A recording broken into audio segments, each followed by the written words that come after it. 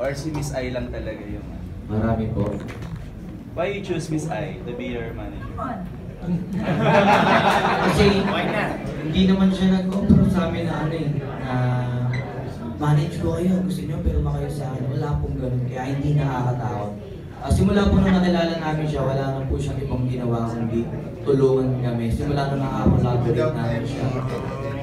O walang kahit anong kapalit. Kaya kami, hindi pa man siya nagtatanong kung kailangan niyo ba ng manager. Nagpapatulong na kami hanggang sa kami na nag-uusap. Parang pag hindi ma-manage tayo ni Madam ay magiging okay lahat.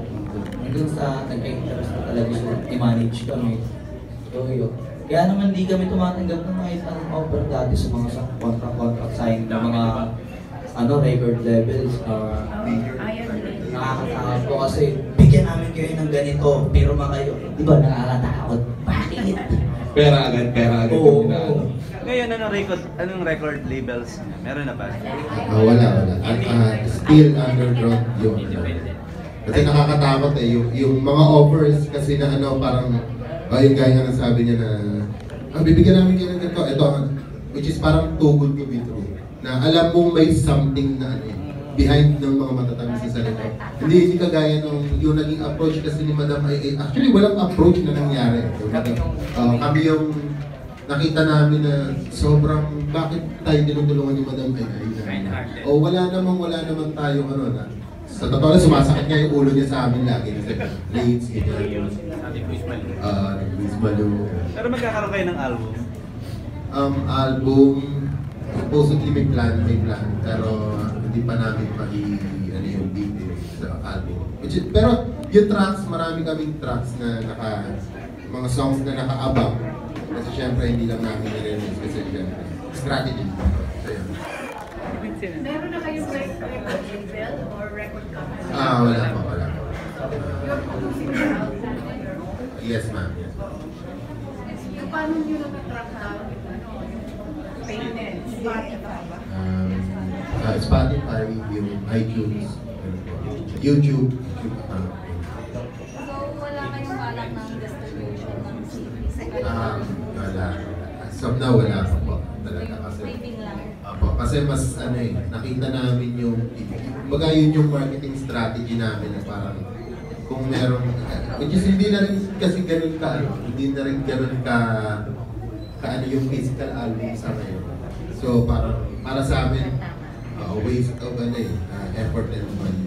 So, mas kami sa, which is doon naman kami talaga, yun ang linya namin, yung social media and music video na pagawa. So yun yung mas pinaprioritize namin sa akin. Pero gagawa kami nung kami-kami lang kasi pupunta silang Amerika para meron silang sales. Kailangan nila yan para meron silang pang siya.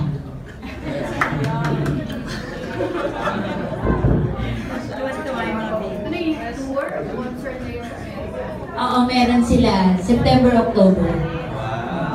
Kaya kaya kailangan nila magdala ng CD kasi yung mga Pilipino natin doon, sigurado hihingan sila ng CD.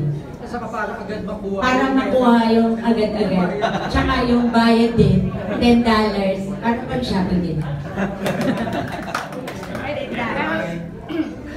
Kanina parang emotional ka na naman. Lagi ka lang naiiyak na may sinasabi.